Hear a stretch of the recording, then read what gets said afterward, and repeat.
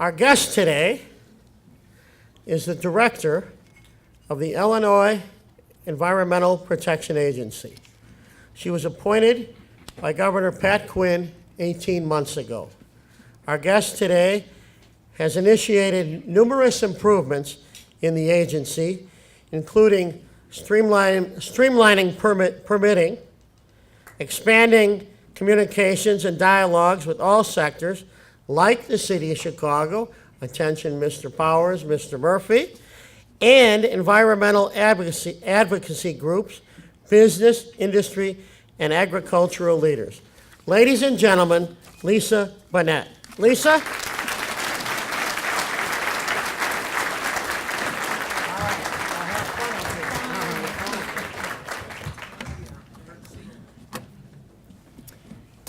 Hello. Thank you to President Jay Doherty and Chairman Dr. Paul Green and the City Club for inviting me to talk with you today. I really appreciate the opportunity for you taking time from your schedules to meet with me and to let me talk to you today about the great things that we're doing for the environment and the opportunities that are before us in the future. I'd like to just take a moment to recognize my husband, Jeff Bonnett, who's with me today. I want to say a really big thank you because, like most nights, he finds himself studying this woman who has her nose in documents or is poking away on a phone saying, to the entire conversation. So thank you, honey. Appreciate the support. With me today is also my sister, Jody Pettigo.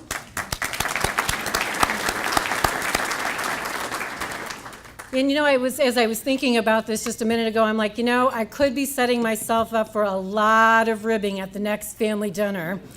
And then there's the fact that she's sitting by President Cullerton, so we can only imagine what that conversation must be. So please, let me get through this. And then also a really big thank you to my senior staff, whom are really with me, several of them with me today. Seriously, I have no successes without them. And I'm amazed and in awe every day of the dedication that they bring to the job and to the environment and really to safeguarding our natural resources and environment for the future and next generation, and really mindful today in the dedication that they bring. So thank you all for what you do to make my job easy.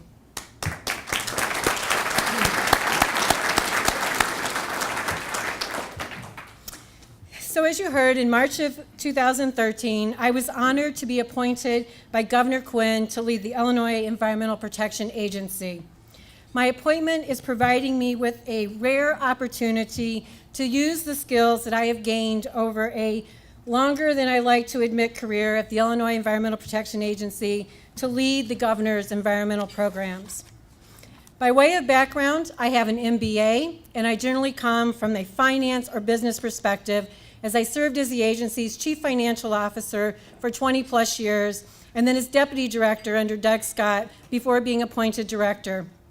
I have been blessed to work over the course of my career with prior directors such as Renee Cipriano, Doug Scott, chairman of the Commerce Commission, and because I go way back, Tom Skinner and Mary Gady, whom all continue to be leaders in the environmental arena today.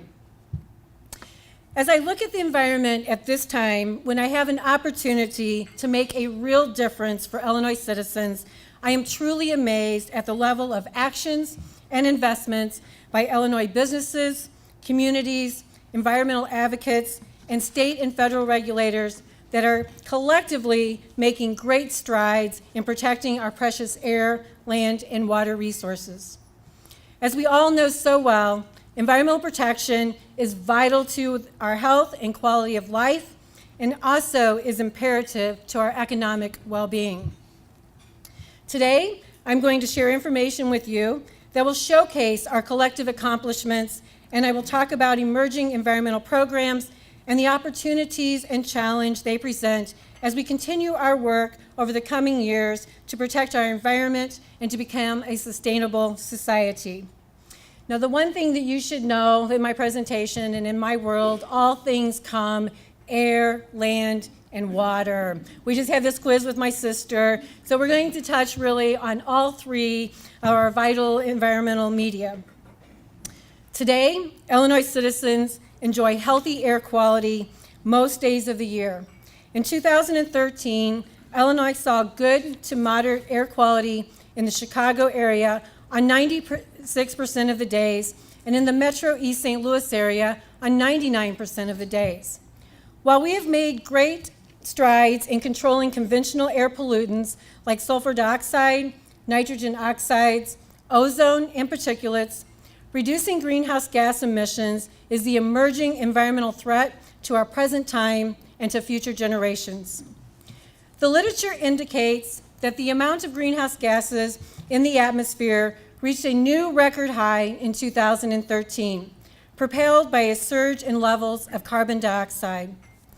As I am sure most of you are aware, in June of this year, US EPA proposed a regulation aimed at reducing CO2 emissions from existing power plants in the electricity generating sector.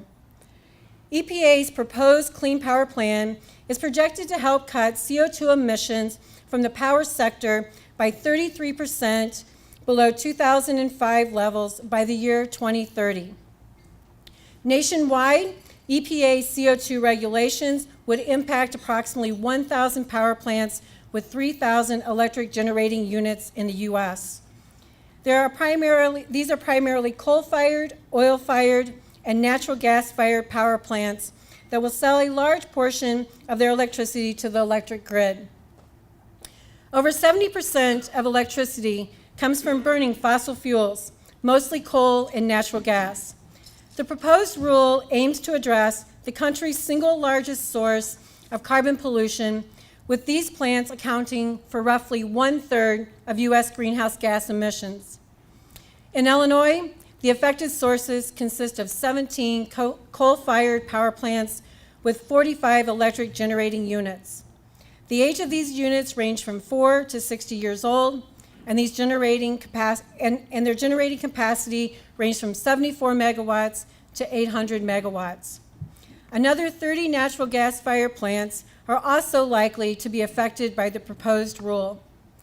EPA's proposed rule establishes minimum CO2 emission goals, referred to in the rule as the best system of emission reductions for power plants in each state based on the state's unique mix of energy sources and opportunities to achieve reductions.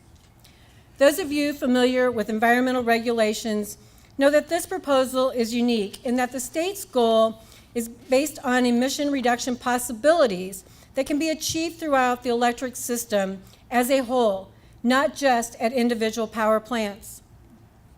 US EPA used 4 categories of potential emission reduction or building blocks to generate state-specific emission rate goals.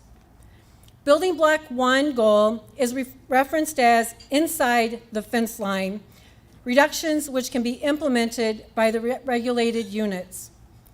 Building blocks 2 through 4 are system-wide approaches that a state may use to achieve the state CO2 emission rate goal indirectly.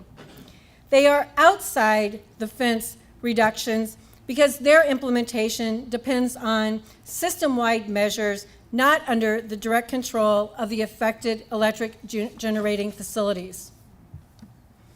It is also worth noting that each building block impacts states in different ways. For example, states that have relatively larger gas generation capacity available for redispatch, like Illinois, will need to achieve a greater portion of their goal through this compliance strategy. Building block 1 calls for increasing existing coal plant generation efficiency through equipment upgrades and other operational improvements. Building block 2 is based on dispatch changes among the state's electric generating units.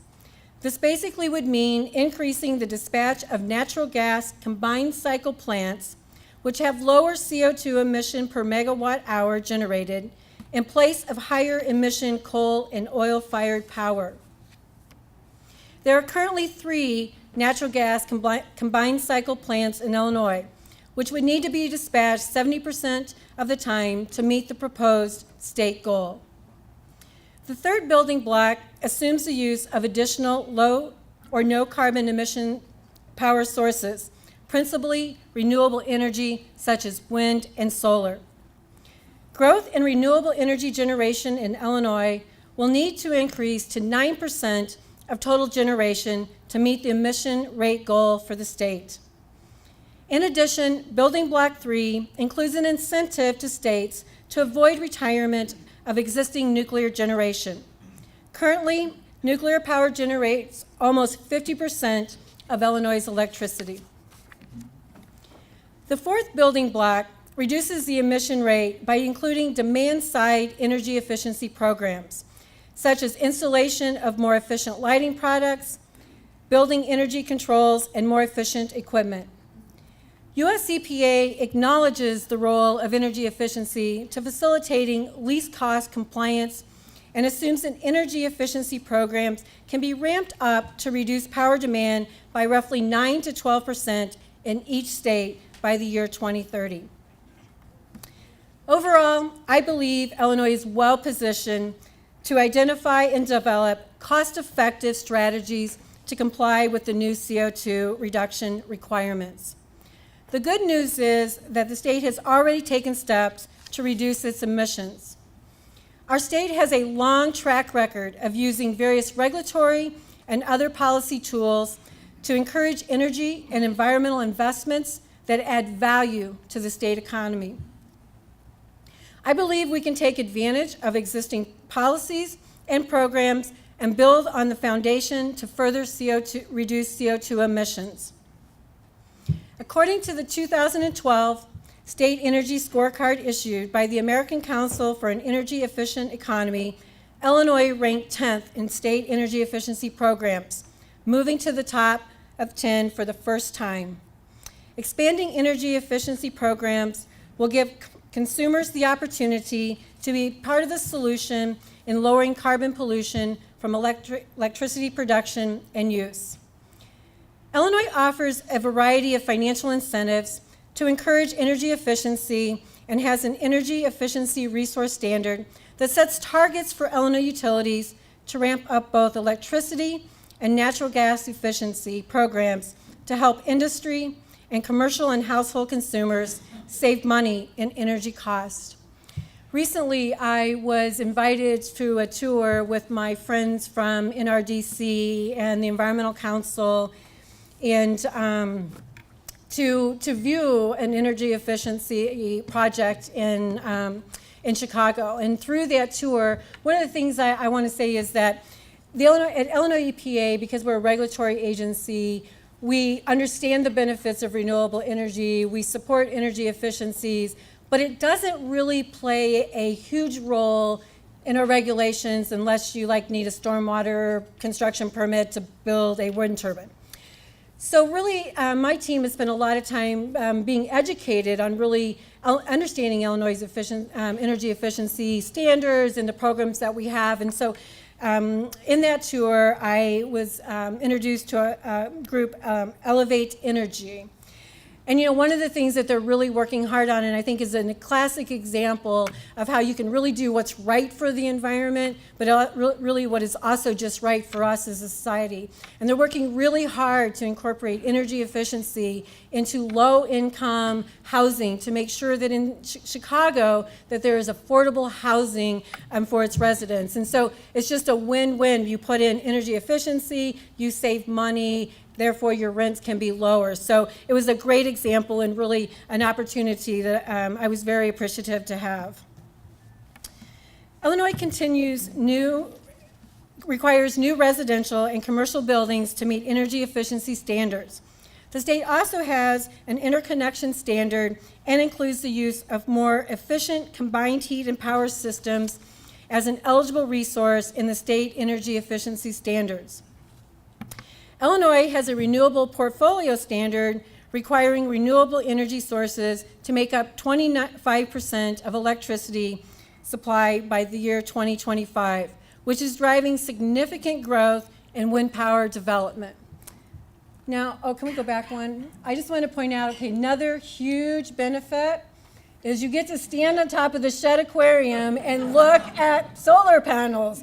Not everyday citizens get to do that. So I'm very proud, and thank you very much to the Shedd Aquarium and my tour group who was educating me on renewable power. All right, so the good news is Illinois now ranks 4th in the country for total installed wind energy capacity, with 23 wind farms totaling over 3,000 megawatts. According to the Center for Renewable Energy at Illinois State University, these projects will contribute almost $6 billion in total economic benefit, including $28 million a year in local property tax revenues, $13 million a year in local payments to landowners, and create 19,000 construction jobs. While US EPA's proposed rule is projected to cut coal use in the power sector by 1/3, I believe that coal can still play a critical role in meeting our future energy needs. In August, construction began on the Future Gen carbon capture and sequestration project in Midwestern Illinois. This $1.6 billion, first-of-its-kind power plant will involve retrofitting one boiler in a nearly 50-year-old coal plant to capture roughly 90% of the CO2 emissions and store them underground. This project will create 1,000 construction jobs, 175 permanent jobs, and use 1 million tons of Illinois mined coal a year. Illinois intends to take a no-regrets approach where we will look at all compliance options in search of the most cost-effective way to allow us to achieve our environmental goals. As we have discussed, US EPA's proposed Clean Power Plan rule gives states broad flexibility in determining the mix of strategies that we use to meet the new requirements. The proposed rule allows states to submit a plan that only establishes emission limits on the power companies or affected facilities, or a plan to achieve the emission rate goal through a portfolio approach of measures that would be taken by separate entities, including power plants, state government, electric distribution utilities, as well as private and nonprofit parties. States can establish new programs to meet their goals or build on existing programs and regulations.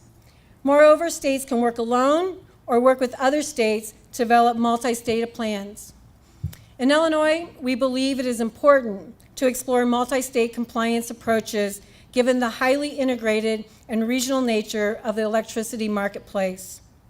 The Illinois EPA is currently partnering with the Illinois Commerce Commission and Chairman Doug Scott in a mid-continent states discussion on market-based mechanism as a means to explore the potential for lower-cost compliance opportunities. While US EPA is currently taking comments on the proposed rule, we have been conducting one-on-one meetings with stakeholders to get their initial thoughts on the overall framework, the data, and assumptions in the rule. Similarly, the Illinois Commerce Commission is now conducting a series of policy sessions to review the 4 building blocks in more detail.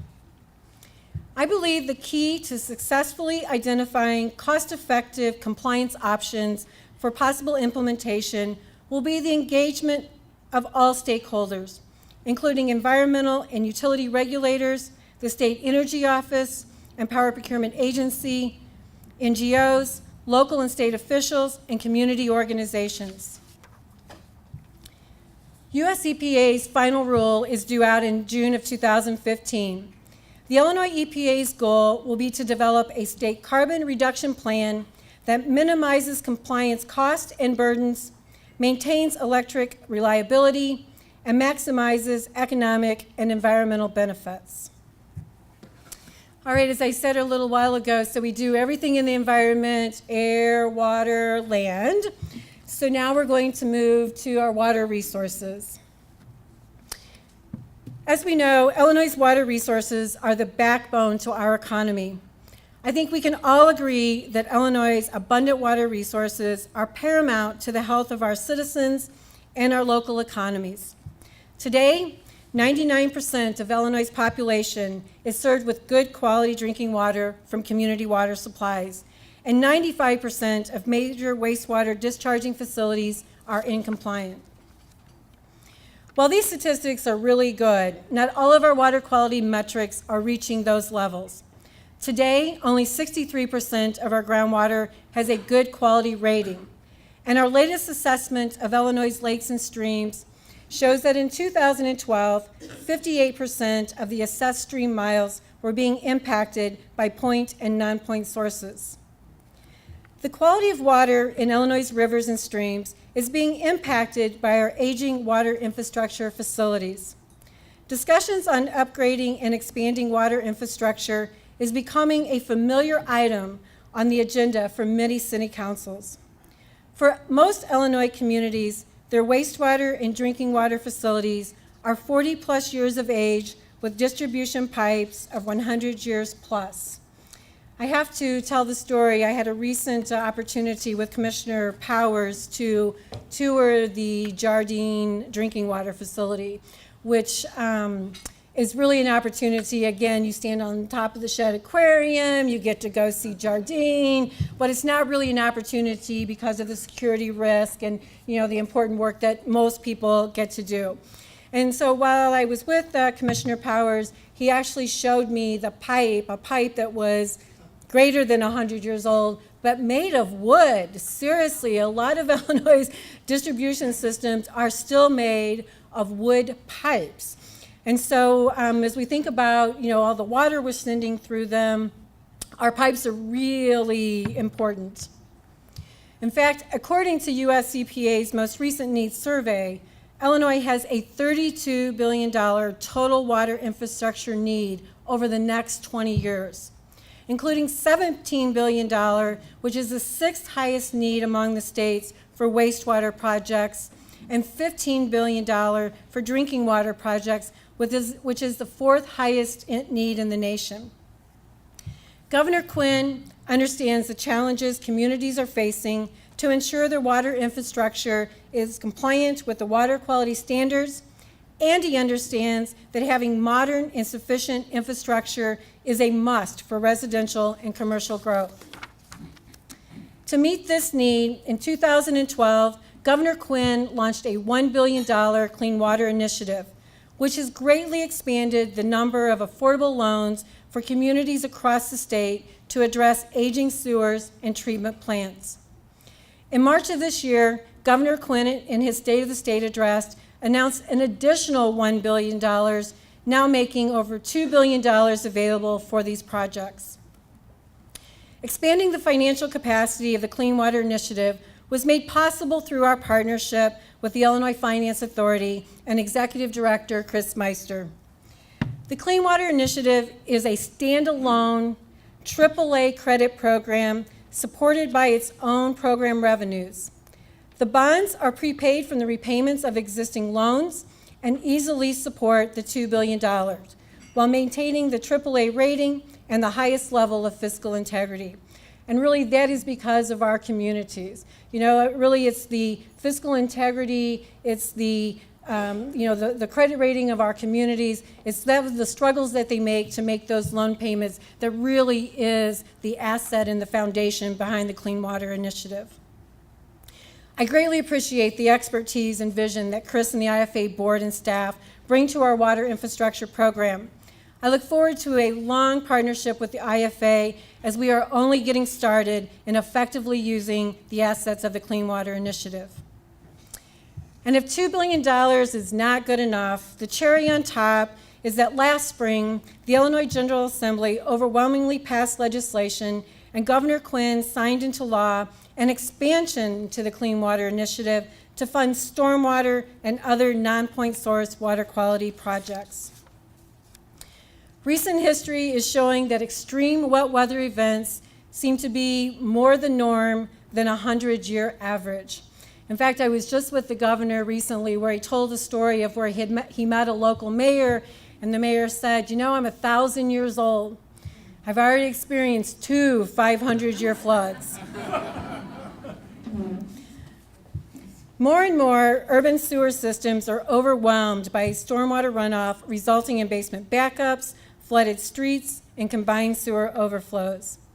For the first time in Illinois' history, units of local government will be able to obtain low-interest financing through the Clean Water Initiative to move forward on capital projects that will remove pollutants from stormwater runoff and other non-point sources. I am very appreciative of the vision and leadership of local officials who are making the financial decisions to invest in their water infrastructure. Modern wastewater and drinking water treatment facilities and distribution systems save residents money, provide for commercial and residential growth, and provide good-paying jobs for the local economy. I'd like to take a second, even though we don't have any elected official for MWRD, I do want to acknowledge the great partnership that we have with MWRD. President Meany, Executive Director David St. Pierre, and the staff from MWRD, we've really come together on a collaboration to really begin addressing stormwater in our urban areas. And so I know they've got like 30 projects underway in communities. We've been out together announcing some really critical projects with the governor. And so really I appreciate MWRD's partnership with us, and I look forward to working with you guys for a long time to address stormwater. To date, the Illinois EPA has provided more than $850 million in low-interest financing for 102 projects in 55 counties, with another $780 million of projects in the queue. Collectively, projects financed through the Clean Water Initiative are significantly reducing pollution to our rivers and waterways, which serve as the anchors of many Illinois towns and cities. The governor's $2 billion Clean Water Initiative is also creating more than 56,000 direct and indirect good-paying jobs, further boosting local economies.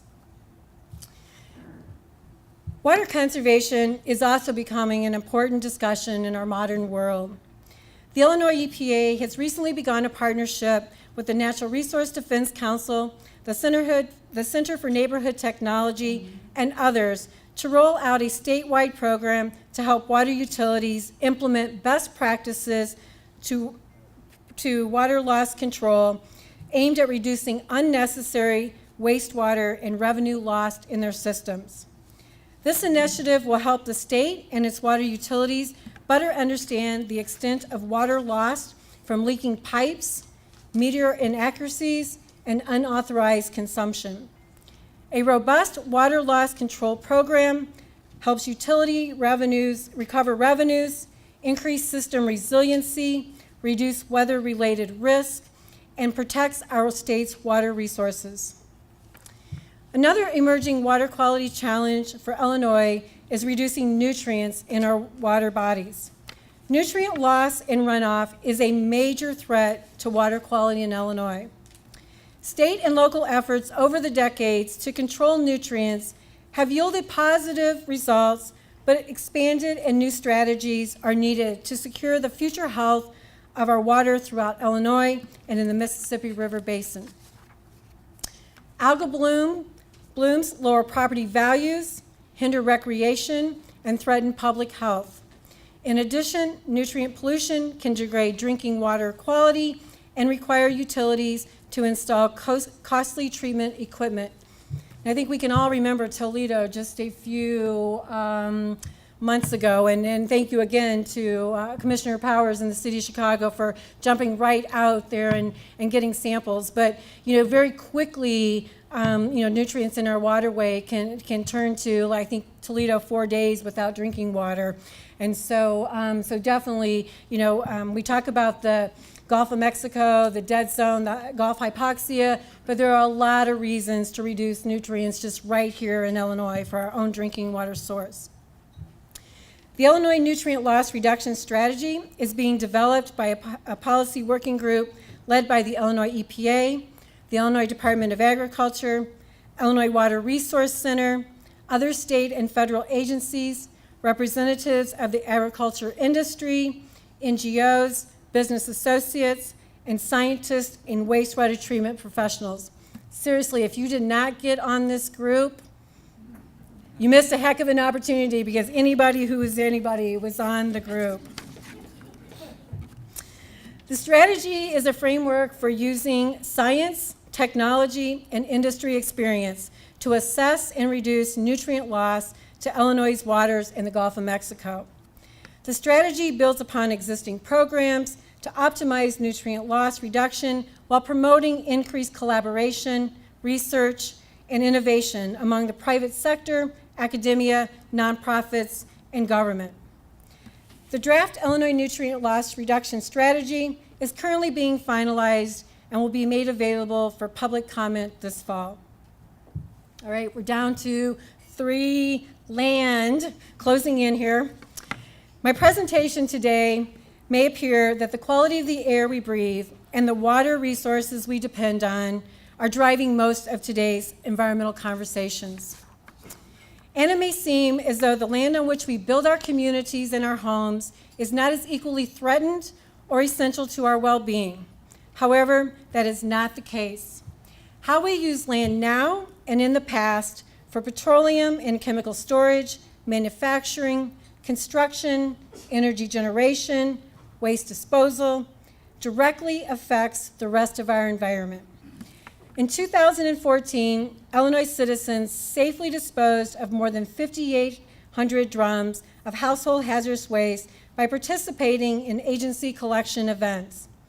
As a result of our used tire collections, more than 1,700 tons of tires were processed for fuel or into new products. We also support electronic waste recycling, asphalt shingle recycling, and the safe disposal of unwanted medication. Illinois EPA also works to remediate former leaks, spills, and releases. In 2014, participants in the Illinois Leaking Underground Storage Tank Program and Site Remediation Program cleaned up approximately 1,800 acres. Cleaning up land so that it is safe for productive use is important to economic development in our communities.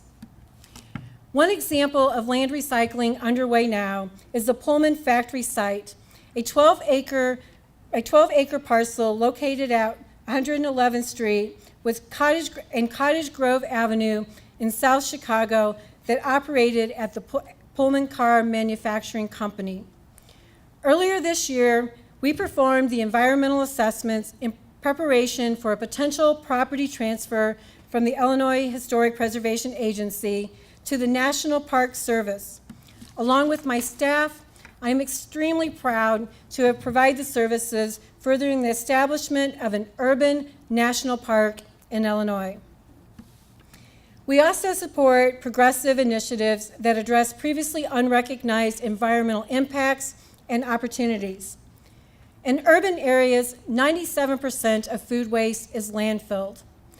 Overall, Illinois sends about 2 million tons of food waste to landfills each year. This disposal method is expensive and generates methane, a greenhouse gas more potent than the carbon dioxide that is the subject of the proposed Clean Power Plan. We are helping to divert food waste from landfills by facilitating urban and rural composting. An example here in Chicago is the Iron Street Urban Farm, a 1.3-acre permitted facility. The operator is Growing Powers Incorporated, a national nonprofit and land trust promoting best practices for intensive agriculture and the creation of sustainable community food systems.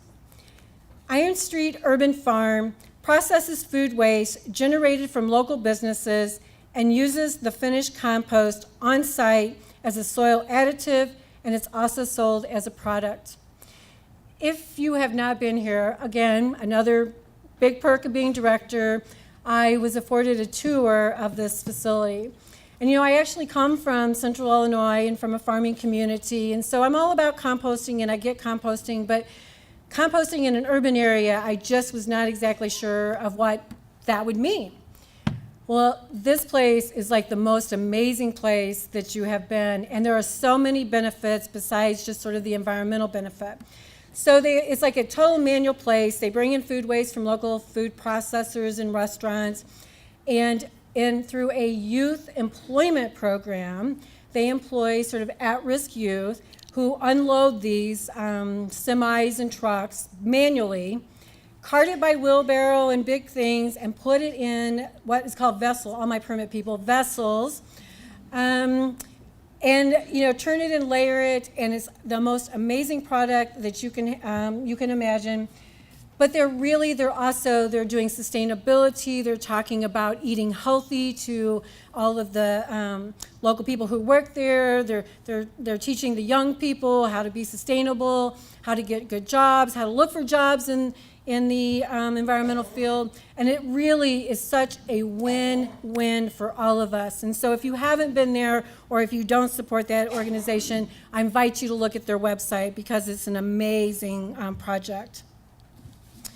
And just as fun, the Illinois EPA, for the first time, will sponsor one-day household organic collection events on November 1st for the collection of Halloween pumpkins. These events will be a fun occasion to educate residents on the merits of recycling food waste. So far we've heard from Glen Ellen, Hanover Park, LaGrange, Elmhurst, Wheaton. I may have missed a couple others, but your communities are planning to participate in our first collection.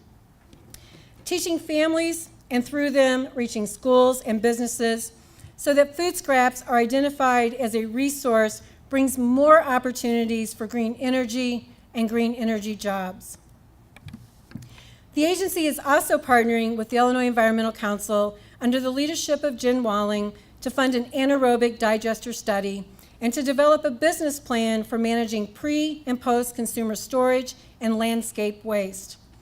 Anaerobic digestion is a natural biological process that breaks down organic matter without oxygen. The final product of the digestion process are nutrient-rich fertilizer that can be used as a soil amendment, and a biogas, a renewable energy composed of 50 to 80% methane and 20 to 50% carbon dioxide. I also want to recognize the significant and ongoing commitment from the Illinois waste industry to turn methane gas from landfills into renewable energy. An excellent example is waste management, which is completing a new renewable energy facility at their landfill near East St. Louis that will convert landfill gas into pipeline quality natural gas. The processed renewable natural gas produced at the Milam Renewable Energy Center will be injected into the pipelines of Ameren, Illinois, for withdrawal at other locations, including some waste management facilities in the Chicago area. Once there, it will be used to fuel trucks and other equipment that run on compressed natural gas, further reducing air pollution in our most populated communities. And just, again, another example of waste, money, reduced air pollution. I mean, it's just a win-win every way we go. Okay, one last topic before I wrap this up. Finished air, land, water, so one more thing. For those of you who have to live in my regulatory world, I want to tell you that my agency continues to work hard to support business growth and job creation in Illinois. The Illinois EPA continues to meet our commitment to Illinois' business sectors to streamline our environmental permit processes and to make timely permit decisions. We understand that certainty in the permit process is needed to secure financing for business development and expansion. And we understand that we must be clear in permit application requirements and that we must work in a transparent manner that ensures the permit applicant that the Illinois EPA is meeting our permit decision timelines. We have been working with the business sector representatives to streamline permit application and review requirements. One such example is the use of general construction and operating permits for facilities that have similar operations and emissions under a single statewide permit. General permits save both the source and the state time and money in the preparation and review of permit applications. We have also developed a web portal where applicants can find updates on the status of permit review, find checklists and guidance relating to the completion of permit applications, including application forms and examples of complete applications. The Illinois EPA has a proven track record in issuing significant environmental permits. I am blessed to have truly talented staff with the skills and expertise to apply the environmental laws and regulations that protect our environment and that provide for business growth. I hope my presentation today has provided you with the evidence that now more than ever, environmental protection and economic development are working in concert to grow Illinois' economy. We have all played a role in the environmental improvements and protections that we enjoy today. And we all have an even more important role to play in protecting and enhancing the natural resources for future generations. It is the best of time to be the director of the Illinois Environmental Protection Agency. Thank you for allowing me to talk with you today. I look forward to our continued partnership in environmental protection.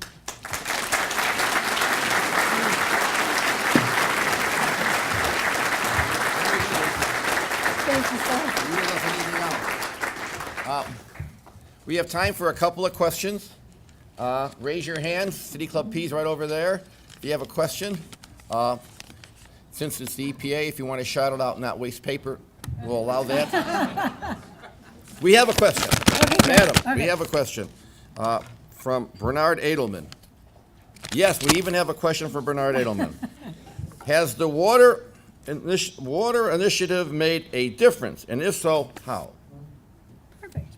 All right. Yes, yes, yes.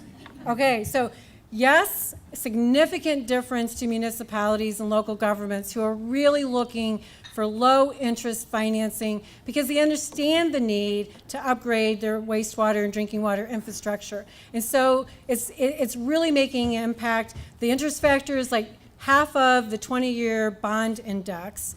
And so it's really good financing. And so that is winning and making significant improvements, creating an unbelievable amount of jobs, both on a statewide, as we have to construct all the equipment and all the things that are manufactured that go into the projects, the construction projects that are happening in your local economies.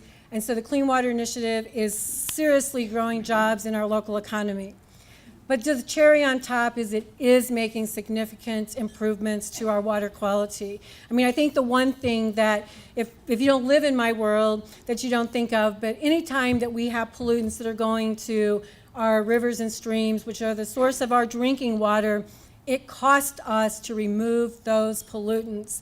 And so while it may not be on your purview, you're like, it's stormwater, it's water. Well, as it's coming across the parking lots and the concrete and all those things, it's picking up our everyday lives. The oil off our cars, the normal things, our pets, it's just picking up a lot of pollutants. And so as it reaches and then it has to come in and we have to clean it in our drinking water system, it costs us money. So we are making significant contributions to the quality of Illinois' water, and really I want to, again, commend the local officials for making those decisions and working with us on that. All right. You're used to dealing with chairman, I know. Chairman with a little more power than the old Professor Green. But now we are in the speed round. Ooh, good. I'll be quicker. 30-second answers. Here we go.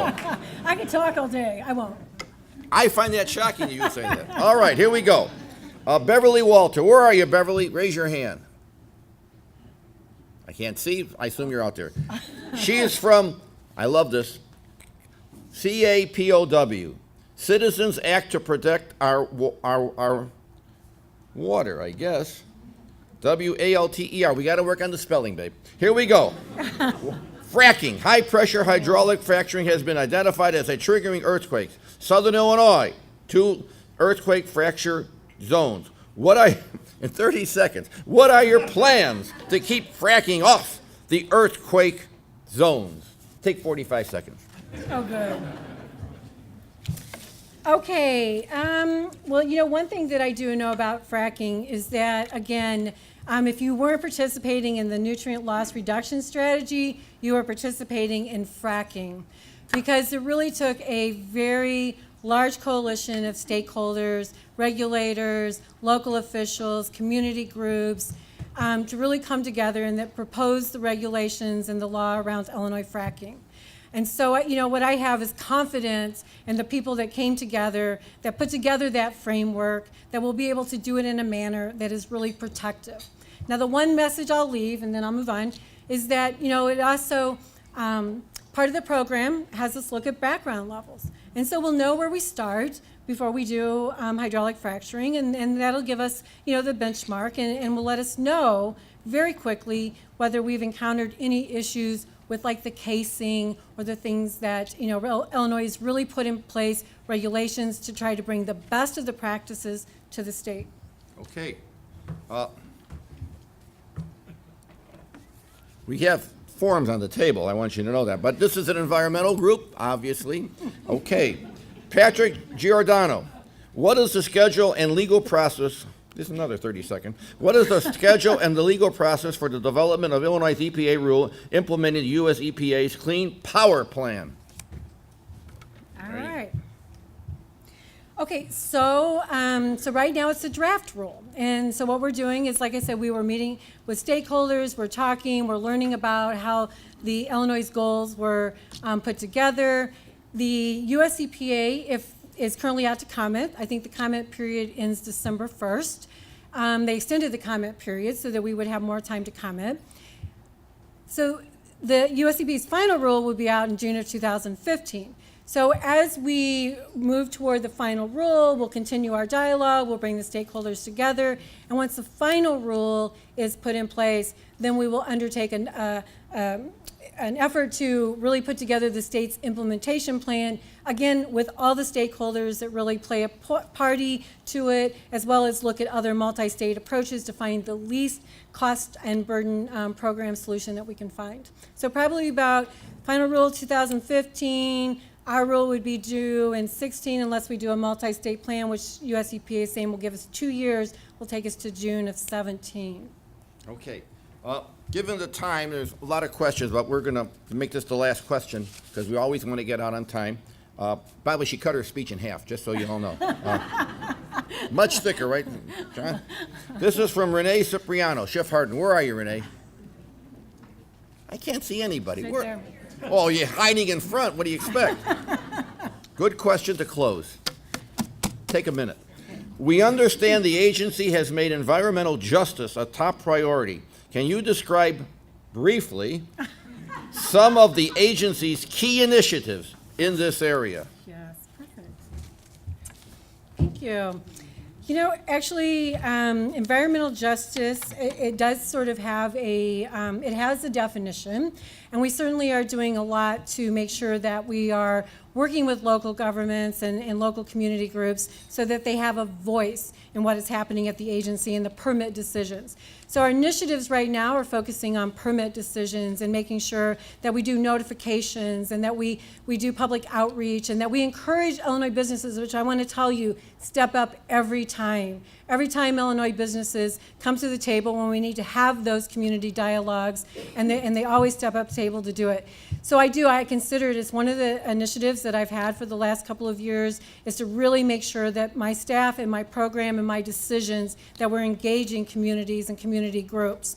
But I'll also tell you that I see it for all of us because you can bet if something's happening in my community, whether I'm in an environmental justice area or not, is important to me as a resident and citizen. So as my agency really works to make information more readily available to you and to communicate with all of Illinois' communities, then I think that we'll have the best program to make sure that we're working with communities that need even more assistance from us or have difficulty in engaging, and we can bring them to the table. How about a round of applause? You got prizes.